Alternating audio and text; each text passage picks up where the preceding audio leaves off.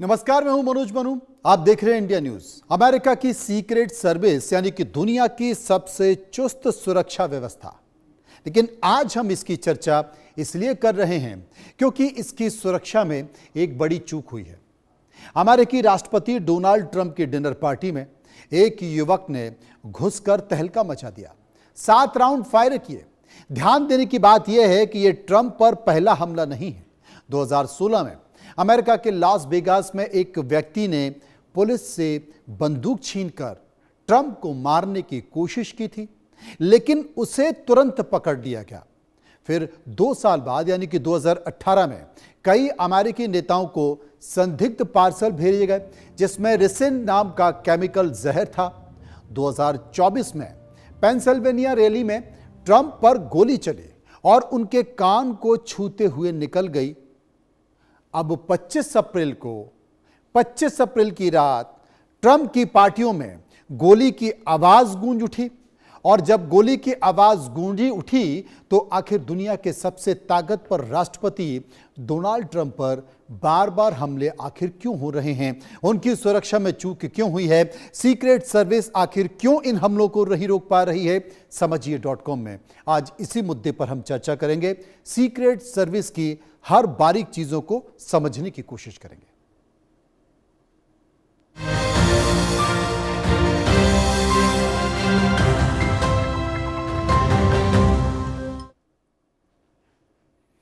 अब हकीकत बनाम सपने को समझिए। सिनेमा के पर्दे पर हमने देखा कि सीक्रेट सर्विस के एजेंट काले चश्मे पहनकर न केवल गोलियों की रफ्तार से तेज भागते हैं, बल्कि इंडिपेंडेंट डे जैसी फिल्मों में एलियन के लेजर बीम तक को मात दे देते हैं। वहां राष्ट्रपति को बचाने के लिए पूरी दुनिया की तकनीक एक तरफ और एक जाबाज एजेंट का जज्बा एक तरफ होता है। हॉलीवुड फिल्मों में जैसे ऑलमस हैज फॉलन या फिर एयरफोर्स 1 में दिखाया गया है कि राष्ट्रपति के पास परिंदा भी पर नहीं मार सकता। वहां तकनीक इतनी उन्नत है कि सैटेलाइट से दुश्मन की पलकें झपकाना भी कैद हो जाता है। फिल्में हमें सिखाती हैं कि खतरा अंतरिक्ष से आएगा। ये मैं अमेरिका की फिल्मों की बात कर रहा हूं, हॉलीवुड फिल्मों की बात कर रहा हूं कि खतरा अगर अंतरिक्ष से आएगा, लेकिन असल खतरा घर से आ जाता है और आ गया, जिसे सीक्रेट सर्विस नहीं समझ पाई। जब सीक्रेट सर्विस एलियन से लड़ने का दम रखती है तो एक इंसान से चूक कैसे हो गई? दरअसल फिल्में कहानियां काल्पनिक है, जहां अमेरिका के या सीक्रेट सर्विस के एजेंट हमेशा हाई अलर्ट पर रहते हैं। वो दुनिया को जिताने का, दुनिया को बचाने का ठेका लेते हैं, लेकिन असल जिंदगी में जो रूटीन और प्रोटोकॉल की थकान है वो सुरक्षा में सेंध लगा देती है। यही कारण है कि सीक्रेट सर्विस ने फिल्मों की स्क्रिप्ट इतनी गंभीरता से पढ़ ली कि उन्हें लगा कि खतरा सिर्फ दूसरे ग्रहों से आएगा। होटल में क्या होने वाला है इसकी भनक उन्हें नहीं लगी, और अमेरिका की जनता की बात छोड़िए, देश के सबसे महत्वपूर्ण व्यक्ति यानी कि राष्ट्रपति की सुरक्षा में चूक हो जाती है। डोनाल्ड ट्रंप की सुरक्षा में चूक हो जाती है। राष्ट्रपति ही क्यों, लगभग पूरा कैबिनेट और 2000 बहुत महत्वपूर्ण मेहमानों की जिंदगी भी खतरे में पड़ जाती है। और सीक्रेट एजेंट जो दुनिया के बचाने का दावा भरते हैं, जो एलियंस को पकड़ने का दावा भरते हैं, वो इस हमले के बाद थर थर फड़फड़ाते हुए नजर आते हैं। पहले जान लेते हैं कि वॉशिंगटन के हिल्टन होटल में ट्रंप की पार्टी में आखिर हुआ क्या था। हिल्टन होटल में हुआ क्या? 25 अप्रैल 2026 की रात करीब 8:35 पर व्हाइट हाउस में डिनर के दौरान हमला हुआ।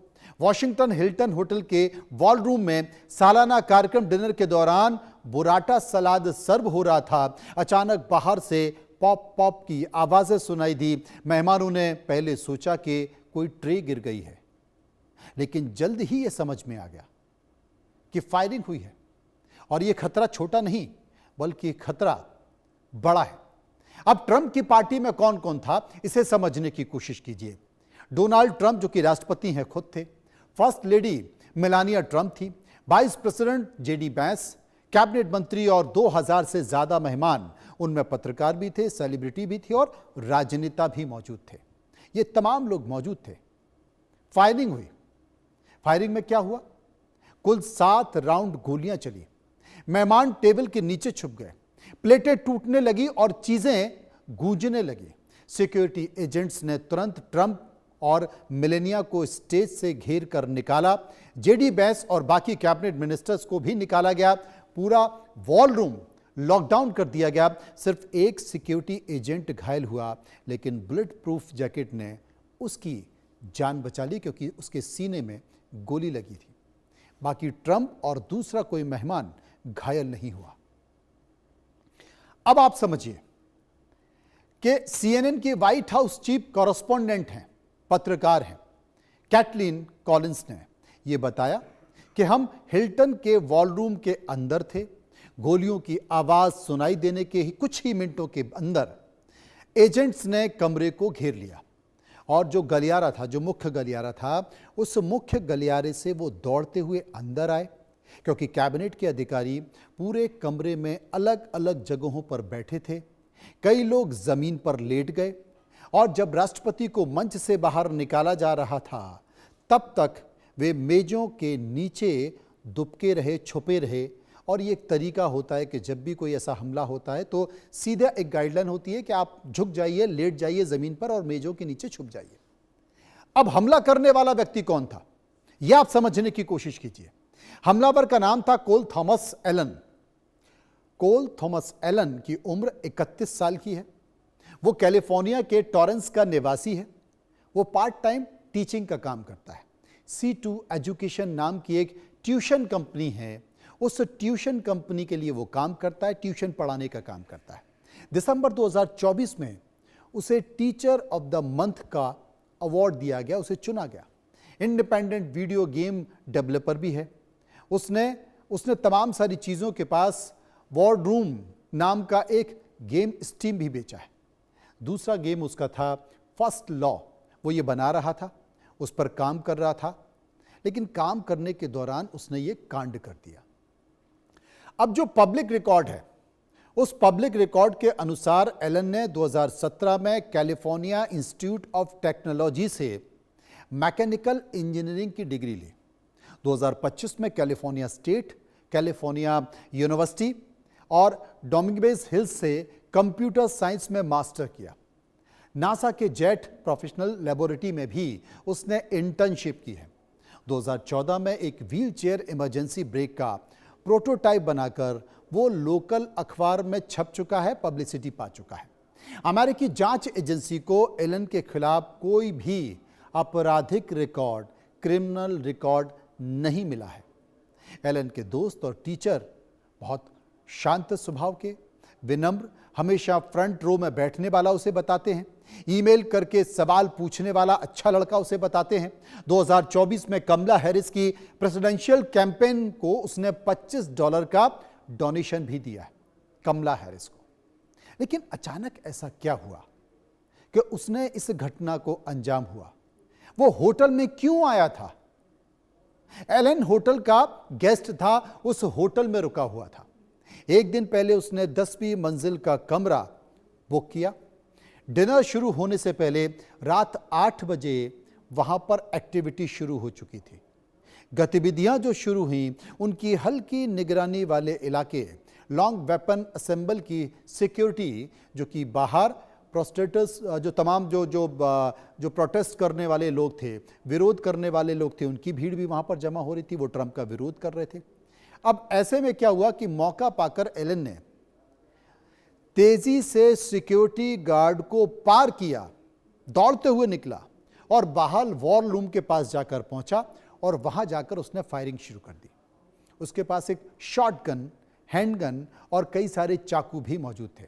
जो सीसीटीवी है वहां का, उस सीटीसी में दिख रहा है, सीसीटीवी में, कि वो सिक्योरिटी के जितने भी जो गार्ड्स थे उनसे गोलीबारी करते हुए आगे बढ़ता हुआ जा रहा है।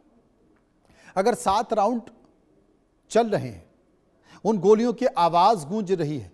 सिक्योरिटी ने तुरंत उसका जवाब दिया और जवाब देकर सिक्योरिटी उसकी तरफ दौड़ी।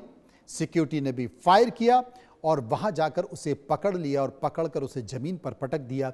और जैसे कि यूएस और अमेरिकी फोर्सेस की आदत है कि तुरंत दोनों हाथ उन्होंने पीछे करके उसको बांध दिया और उनके घुटने पर उसके पीछे जो सर है उसकी पीठ पर घुटना अपना रख दिया और उसे सरेंडर करने के लिए कहा। अभी जो हमने आपको ग्राफिक दिखाए, उसकी जो जानकारियाँ दी हैं, ये पुलिस विभाग के जो इंटरिम चीफ है जेफरी कैरोल, ये उसके मुताबिक है, वो जानकारियां सारी उन्होंने दी हैं। अब राष्ट्रपति डोनाल्ड ट्रंप ने बाद में ये बताया कि साहब हमलावर को पकड़ लिया गया है और वो अस्पताल में उसका इलाज चल रहा है, उसने हमला करने की कोशिश की है, ईरान का इस हमले से कोई लेना देना नहीं है।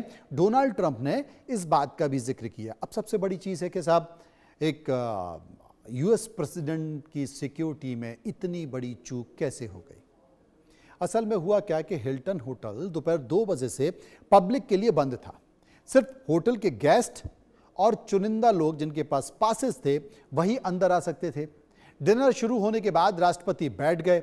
मेटल डिटेक्टर भी हटाए जाने लगे क्योंकि अब नया मेहमान कोई नहीं आ सकता था, यह अंदाजा लगा लिया गया। जो आने थे वो आ चुके थे। राष्ट्रपति की टेबल के आसपास पूरा एक तरह से पैरामीटर लगा दिया गया और स्टेज के सामने की जो साइड है वहां पर भारी हथियार वाले एजेंट्स को तैनात कर दिया गया। करीब 100 एजेंट्स इस इवेंट में आए हुए थे, वहां पर तैनात थे। ट्रंप ने जो कहा कि सीक्रेट सर्विस ने मेरी जान बचाई है, सीक्रेट सर्विस का रिएक्शन टाइम पर बहुत तेजी से हुआ, अगर सीक्रेट सर्विस एक्शन नहीं ले पाती, टाइम पर रिएक्ट नहीं करती तो शायद कोई बड़ी घटना घट सकती थी। ये किसने कहा? डोनाल्ड ट्रंप ने कहा। अब घटना के समय जो धड़ाधड़ फायरिंग हो रही थी, सवाल यही है कि सीक्रेट सर्विस ने राष्ट्रपति डोनाल्ड ट्रंप से पहले जेडी वैंस को मंच से क्यों हटाया। अगर आप देखेंगे, आपके सामने मैं वीडियो दिखा रहा हूं, आप देखेंगे कि वहां पर जैसे ही इस बात का लगा कि गोली चल रही है, किसी ने हमला कर दिया है, तो बाद में डोनाल्ड ट्रंप को हटाया गया। सबसे पहले जो उनका सिक्योरिटी का आदमी था उसने कोट पकड़ा और घसीटते हुए, जबरदस्ती उठाते हुए जेडी वैंस को लेकर गया। जेडी वैंस को पहले मंच से हटाया गया। दरअसल फायरिंग के दौरान राष्ट्रपति डोनाल्ड ट्रंप और उपराष्ट्रपति जेडी वैंस दोनों मंच पर बैठे हुए थे, एक ही मंच पर बैठे हुए थे, लेकिन सीक्रेट सर्विस ने सबसे पहले जेडी वैंस को मंच से हटाया। इसके 20 सेकंड के बाद फिर डोनाल्ड ट्रंप को मंच से उतारा। वो ले गए। बाद में डोनाल्ड ट्रंप थोड़ा सा गिर पड़े, ज़मीन पर गिर पड़े। सिक्योरिटी गार्ड ने आसपास घेर लिया, फिर उनको ज़मीन से उठाया गया, जैसा कि आपको तस्वीरों में दिख रहा है, और उठाकर फिर ले जाया गया। लेकिन जेडी वैंस को आपने देखा, एक एजेंट्स ने उनका कोट पकड़ा और कोट पकड़कर ज़बरदस्ती उठाया और दूसरी साइड से ले गया, और वो दूसरी साइड से ले गया। और यहाँ पर जब उसके बाद, तब तक डोनाल्ड ट्रंप बैठे रहे, उसके बाद फिर डोनाल्ड ट्रंप को उठाया गया, गार्ड्स ने आसपास से घेरा, उनको ले जाया गया, तब तक वो गिर पड़े, फिर उनको ज़मीन से उठाया गया, फिर ले जाया गया। अब सवाल ये उठ रहा है कि आखिर ऐसा किस लिए किया? ये प्रोटोकॉल तो नहीं। प्रोटोकॉल ये कहता है कि सबसे पहले आप राष्ट्रपति को वहां से लेकर जाए। वीडियो में यह साफ देखा जा सकता है कि सीक्रेट सर्विस के एजेंट ने पहले जेडी वैंस और फिर डोनाल्ड ट्रंप को वहां से सुरक्षित रेस्क्यू किया। वीडियो वायरल होने के बाद सोशल मीडिया पर सवाल उठने लगे।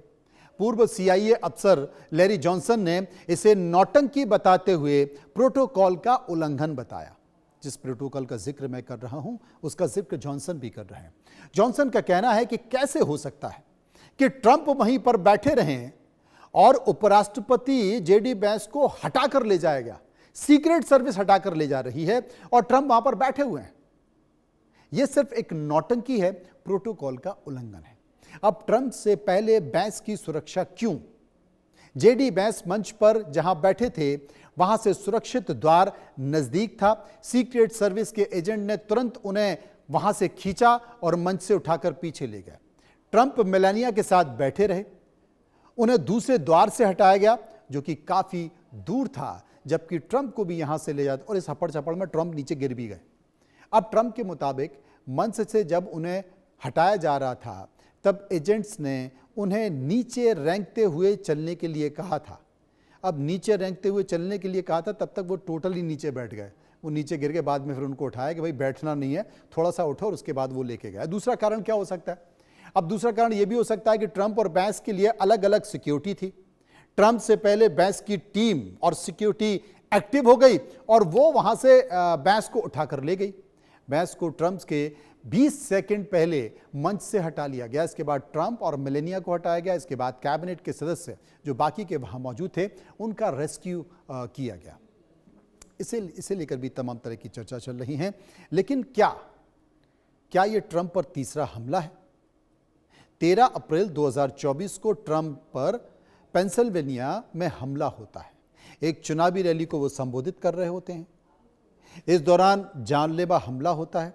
400 फीट की दूरी से असॉल्ट राइफल से गोलियां चलती हैं और जब गोली निशाने लगाने वाला ट्रंप जब भाषण देते देते अपनी गर्दन को ऐसे करते हैं तो गोली चलती है और गोली छूते हुए उनके कान से यहां से निकल जाती है और कान से खून बहने लगता है। ठीक ऐसे ही ट्रंप देख रहे होते हैं और यहां से गोली उनके कान से निकल जाती है। अब इसे क्या कहें? ट्रंप पर फ्लोरिडा में भी पाम बीच पर हमला होता है। तमाम लोग इस बात को लेकर सवाल भी उठा रहे थे। लेकिन सबसे बड़ी बात है, देखिए गोली तो लगी, कान को छूते हुए निकली। अब उनकी सुरक्षा में चूक के कारण क्या हो सकते हैं, इसे लेकर माथापच्ची चल रही है, क्योंकि ईरान के साथ आपको पता है मिडिल ईस्ट में तनाव चल रहा है और मिडिल ईस्ट ईरान सिर्फ ट्रंप को इस बात के लिए जिम्मेदार